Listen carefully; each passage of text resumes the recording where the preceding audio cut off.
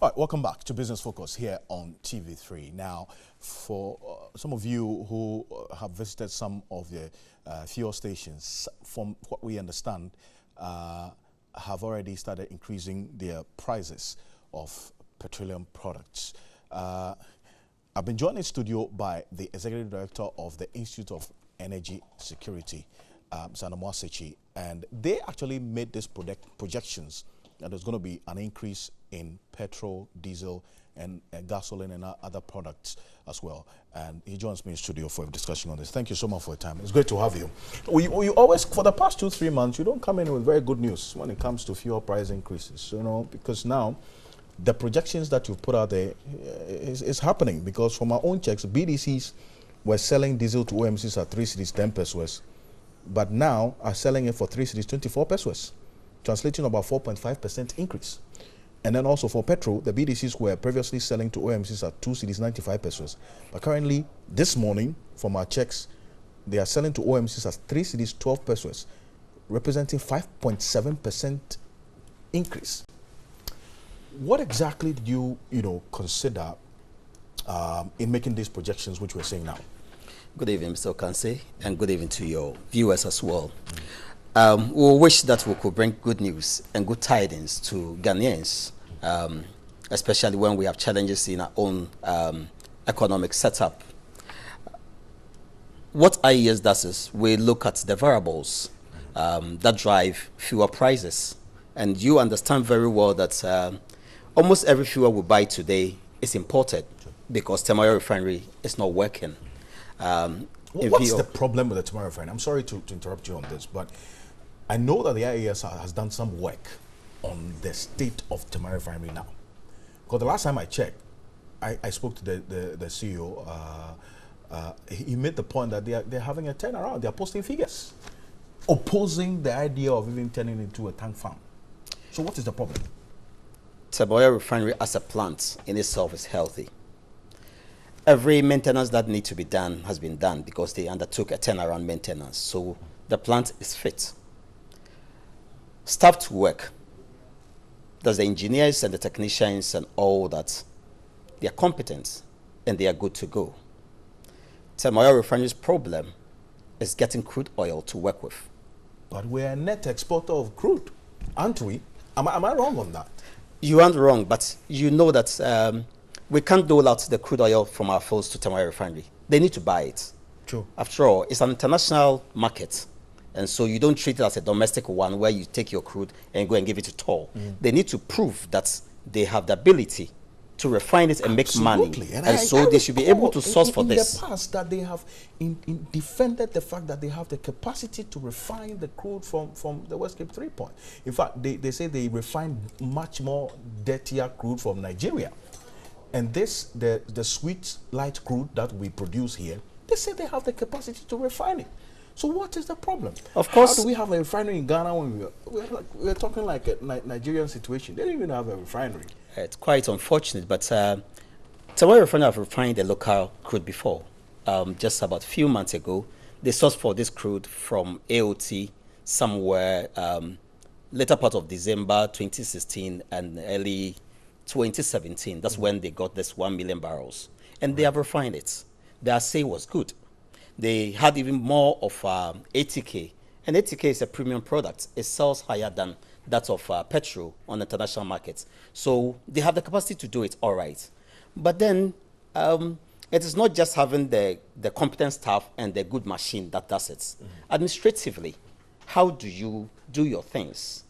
Right. And I kept saying that if you go to a refinery in India called Jamnagar, it's Reliance. They refine 1 million barrels a day, and the staff capacity is less than 1,400. Temoyo Refinery refines 45,000 barrels a day if they are working full. Today they are doing 28,000 barrels per day, and their staff strength is more than 700. It builds up the costs of production. And so if you want to do a tolling arrangement with them, let's say I want to bring in my crude oil, and BP, AOT, Trafigura, refine it for me at a fee. The least price Temoyo Refinery will charge to break even is our $4.5 per barrel. on the international scale, nobody will pay more than $3.5 per barrel. So that is also a factor. So production costs, it's important. Administrative costs is important in all this. Okay, and so we expect refinery that they should be able to reduce their cost of production, and they will make good. Fantastic. I mean, I just had you dwell on it a bit because you mentioned that. But per your own projections last week, which is materializing now, you indicated some factors that is underlining the reasons why we're going to experience an increase. 5 cedis to a liter. I mean, there seems to be a relationship between how the city is running against the dollar and the liter of petrol now. You see what viewers see on their screens now is the factors influencing the fuel price rise as predicted by the Institute of Energy Security. So Brent crude price is up by 6.2%. Finished products prices, gasoline 1.6%, 1.64% increase, and then gas oil 5.01% increase. So, and then if you see the next slide as well, you have it there that the cedi depreciated by over 3% against the dollar within this period. And these are some of the factors that, according to the Institute of Energy Security, has given reason for us all to have this increase in the prices of petroleum products. So this is just a few of the factors you put out. How does all of this feed into the increase that we are experiencing now? Well, I was explaining that we import these products, and BDC is that good work for us, right, because refinery is not working. Boss is also not importing. Quite unfortunate. And so BDC is bringing this product, and because they source it from the international markets, they pay based on dollar rates. And when they buy this product and come and sell to OMCs, which ends at the pump, we collect this in cedis. And then when they are done, they need to go and buy the product again. So they need to change the cedis into dollar and then go and buy the product again. And so if you see the cedi depreciating on your own local front, it does suggest that the BDCs will need more cedis the next time to go and buy the same metric ton of products. So that's where we have the challenge. And if you look from 2017 December, we had the local petrol price being 4.6 per liter. The dollar was 4.41. No, it was 4.46 per liter, and the dollar was 4.41 to the cedi. Then in mid-year, let's say May, we have gasoline going for 4.57 Ghana cedis per liter. Yes. Then we had the dollar to the cedi being 4.56. Thereabout. Yes. Then you come to this month. The last window was selling gasoline for 4.94. The cedi to the dollar was 4.95. So today we've seen a trend that $1 is equal to 1 liter, and it keep on going. And so when you are getting more of a weaker cedi, then you know there's a problem. So it's a very key determinant.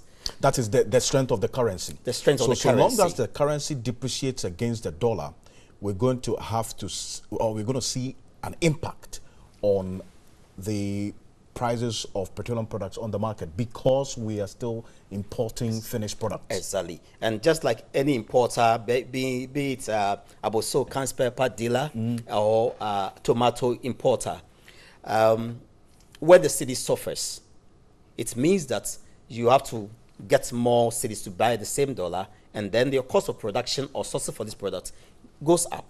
Then you have to transfer it to the next buyer or the off-taker.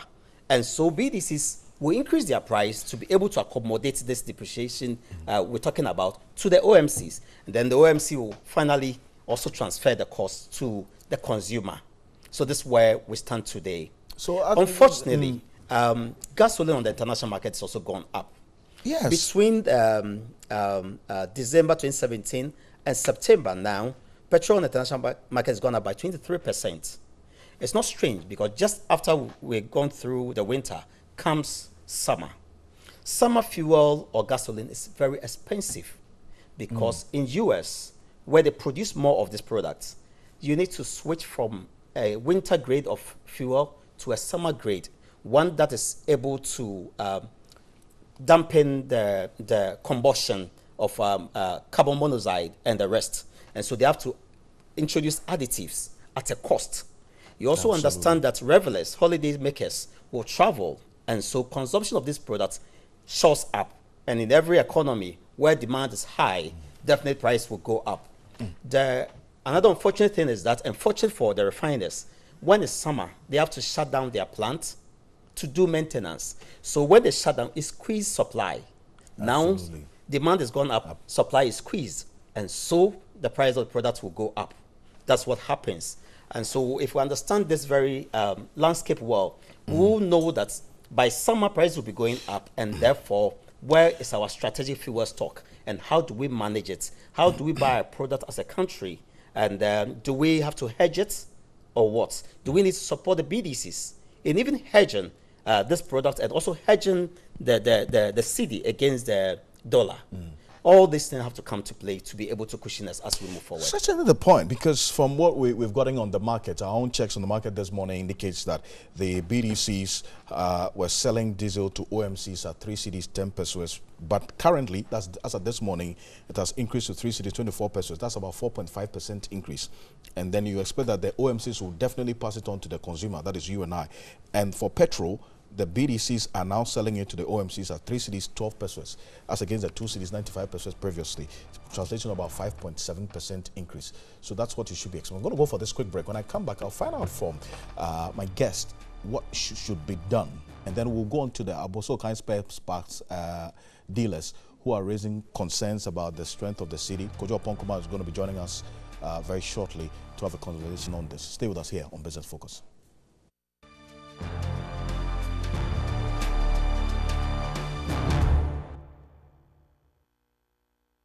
Welcome back to Business Focus here on TV3. I'm going to take in 30 seconds. So what do we do to deal with this situation, very finally? I think we can look at the special petroleum tax. Government has been bold to reduce it from 17.5 to 15 and then 13. Right. Today is the first component now, about 46 pesos on every liter of products we buy. And we have made an argument that that very element of tax on the fuel price is needless. Right. And we have made a call for it to be scrapped. Right. And so we think that this time around we need more than boldness. We need sincerity to take away completely the special petroleum tax. Fantastic. Sincerity. I hope that the Information Minister Designate, who is going to be joining us very shortly via Skype, would respond to that sincerity. But before we get to him, Chairman of the Ghana Spare Parts Association, that's in Abossey Okai, Clement Boateng, has blamed the rapid depreciation of the cedi on the repatriation of profits by, in his view, multinational companies. Well, he wants government to compel multinationals to retain at least 30% of their profits to reduce the pressure on the dollar. And they say if it continues, they will have no option than to increase the prices of spare parts. Let's take a listen to them. People are complaining that already prices are high, and we are also being complaining that we don't buy anything. So we are still selling at the same prices, even though it is affecting our profit margin. So the normal reaction would have been to increase prices, but since you are unable to increase prices because the economy is generally hard, you say, and sales are low, so your profit margin is the one that is hit. Yes. Yeah, that is exactly so. But one thing is, if the cedi continues to fall further, we wouldn't have any option than to, adjust our prices more, because as you know, no businessman is a Father Christmas. We just pass it on to the consumer. In the media budget review, when the finance minister came to Guta, there were a number of suggestions that we put before him that we think if they go by that suggestion, it will make the cedi a bit stable. And some of the suggestions are one, the multinationals that we have in this country, like the Unilever, like the Telecos, at the end of the year, they make a repatriation of 100% of their profits back to their home. Well, so the man you saw there is the president of the Abossey Okai Spare Parts Dealers Association. Kojo Oppong is Minister of Information Designate, Member of Parliament for the Ofosu Edegbe constituency. He's a member of the Finance Committee of Parliament as well. He joins me on Skype. Honorable, I thank you very much. Good evening to you if you can hear me.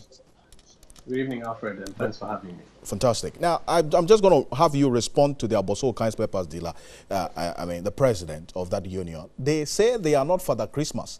If the cedi continues to fall, they would have no option than to increase the prices of spare parts for us to buy. What's your response to him?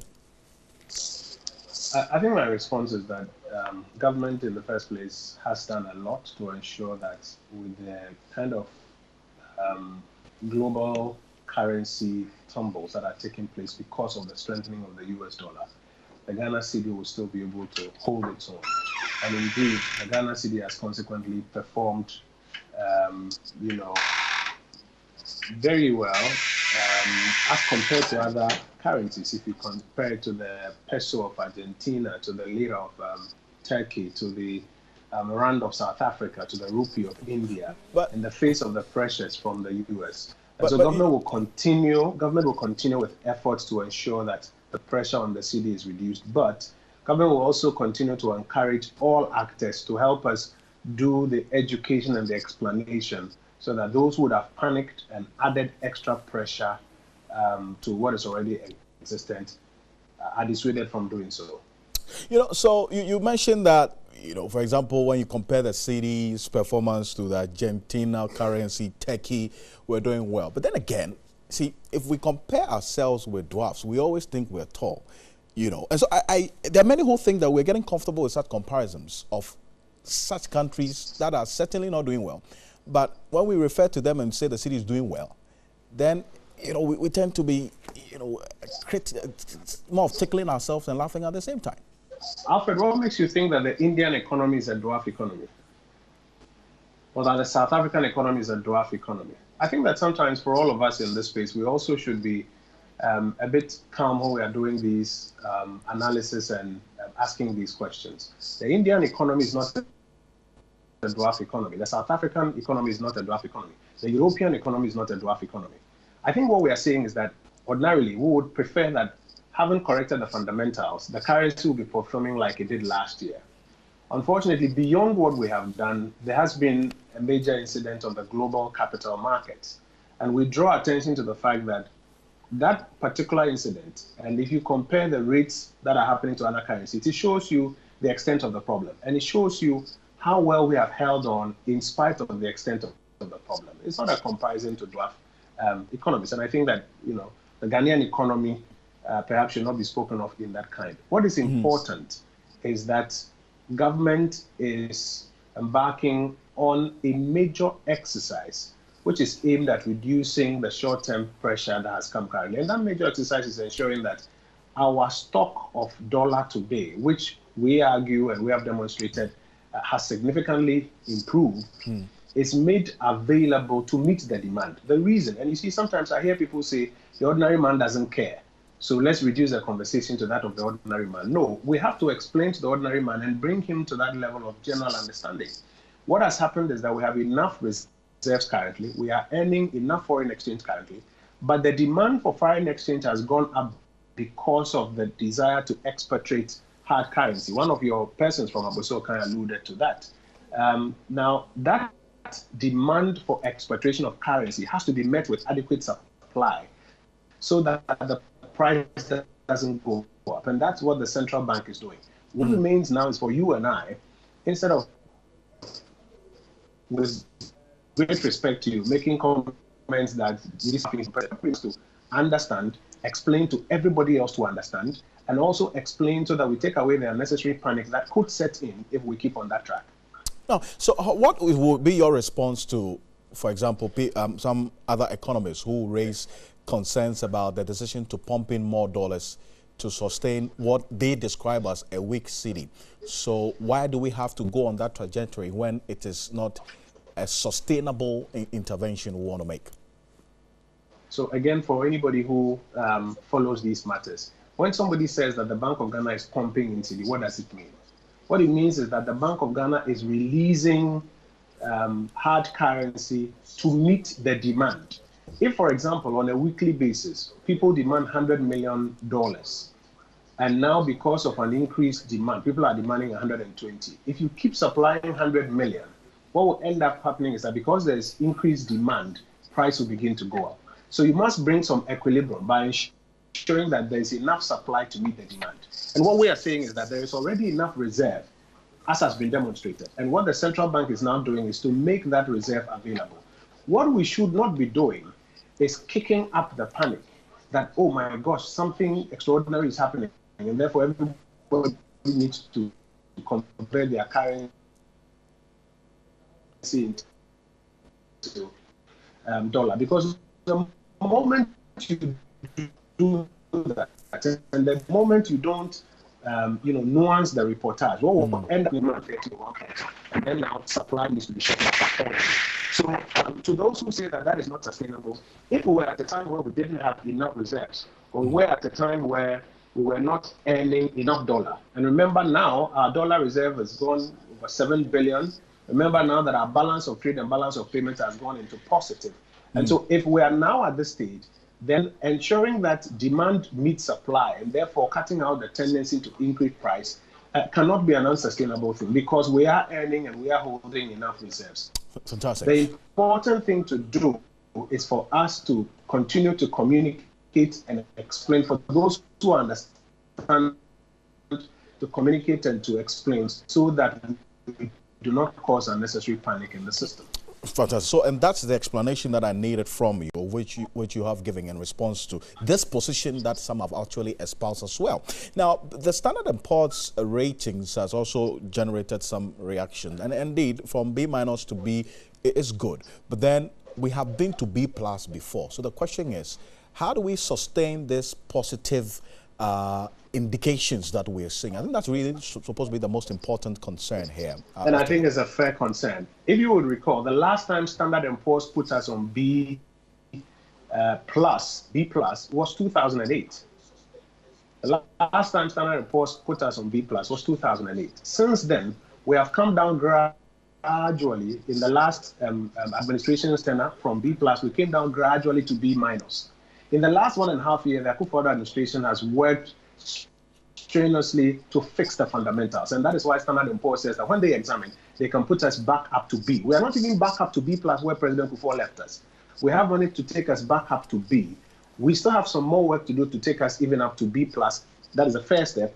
And then secondly, to ensure that the dividends that come from an upgrade of this nature, which means increased foreign direct investment, which will augment what we are doing to bring jobs, which will augment what we are doing to strengthen the currency, which will augment what we are doing to bring in hard inflows, actually take place. And that is, I think, the next step of the job that we are doing. Often, an economy that has literally been ground to a halt over an 8-year period will not be fixed in 1.5 years. But even 1.5 years, we have been able to get the fundamentals right and bring an upgrade. I think what we now need to do is to focus on what do we do to maintain it. And to maintain it, government is going to keep a strong eye on the monetary policy continuance, inflation targeting, and the kind of exercises that we're embarking on to ensure that we keep supply of, currency in circulation at the levels where it ought to be. We have to continue with the exercise of fiscal consolidation and fiscal discipline to ensure that, A, we continue to increase our domestic resource mobilization, B, we continue to discipline ourselves on the expenditure side, so that in the end, our deficit doesn't again kick out of gear as we have seen happen in times past. And if what we are seeing under President Akufo-Addo, Dr. Bawumia Kenneth-Boyata is anything to go by, fiscal discipline is something that we are committed to. We need to go through these teething pains to get on a level playing field. And then hopefully when we exit the IMF program by December this year, we have discretionary space to spend not just on some of the things that the fund says we should spend on, but also on our priorities as well. We're grateful that you made some time to respond to these. And I'm sure that the many questions that we had, which I have presented to you on behalf of our viewers who sent to us, we've got some answers. We will speak some time again, Kojo. Thank you. Thank you for your time. Great. Kojo Oppong-Nkrumah is Information Minister Designate to us via Skype. I'm going to go for this quick break. When I come back, the show continues. Stay with us.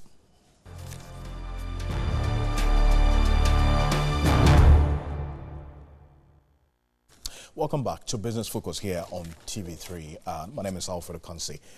Winslow Sakifio is with us in studio. He's the head of capital markets at First Bank. It's an investment firm. He joins us to have some analysis of the commodities, the stocks, and the currency. Winslow, thank you very much for time, and it's always good to have you. Now, let's start off with the stock market. I'm concerned about, especially the banking stocks. How is it looking when you call the three strong ones in there? Unfortunately, the banking stocks are not doing well, especially from last 2 weeks and last week. And it looks like we would have that for the next few weeks. Investors are sort of cashing out. The market, as in general, is not doing so well. So there's a bit of exit by a lot of investors, and it looks like it's really taking the market down. Fortunately for us, we have MTN coming in that is providing some cushion for the market. So we had a lot of losers last week, but because of the gain by MTN, we are seeing the market still holding up. And if the interest in MTN is continuous as we want it to, it would prop the market up till the recovery is seen going forward. What does this fall in the stocks of the banks on the stock exchange mean? What could have led to this? For most of the banks, the areas we are seeing weaknesses are the smaller banks, those that haven't met the minimum requirement or don't have the size to take advantage of what would happen if other banks don't meet the minimum requirement. So we are seeing the likes of GCB, Ecobank, Standard Chartered having a significant gain. But as the losses start spreading, it looks like it's affected the big banks too. And that is what we are seeing currently. You know, investors, when they are taking money out of the market, most of them don't restrict it to only the problem areas. Absolutely. They take it to even the good ones on the market. And because, you know, the rate of doubt it spreads. I mean, it's to a sector and not just, so it's a financial sector itself. Yes. Or the banking space that is experiencing this. Yes, and the banking space holds the majority of the stocks on the exchange. They have the highest weight. And, you know, there's a lot of talk about the banking sector, minimum requirements, banks that are merging, banks that are collapsing. And it sent a lot of very negative sentiment to investors. And they are currently reacting to it. But the problem is they can't also get out of the market very fast because our market is not that deep. Sure. So there's some sort of uneasiness on the part of investors. But there's a possibility it's going to get better? It At least would. after all of this is said and done, after maybe December? I would say it will be after first quarter next year. Because this problem will likely eat into the first quarter. Absolutely. I know there's a 90-day window, you know, for the banks eventually and all of that. I think there's a process we'll have to go through. But then let's go into the commodities as well, because we just spoke about crude oil, and from what we understand, we're supposed to be buying fuel now for almost 5 cedis. Yes, the crude story doesn't look too good. On the international market, we are seeing the prices picking up because demand is expected to pick up too. I know US pulled out of the Iran deal, so they are slapping new sanctions on Iran, and Iran is a significant producer, so we'll see supply shortfalls. And given the demand that we expect in the fourth quarter and the first quarter of next year, we'll see oil prices picking up, which would not be good for us because we'll pay more for the fuel we buy at the pump. Oh, but what if price of crude oil is going up on the world market? What this means is that Ghana as a country is gaining because we're a net exporter of crude. Yes. But the ordinary Ghanaian wouldn't gain because we also use crude here in Ghana. Maybe for cocoa, I don't think it's also the same. Yes, cocoa, the prices are going down because we expect bumper harvest from Cote d'Ivoire. And that is pushing the prices down, which is not good for the Ghanaian economy because we also export cocoa. Yeah.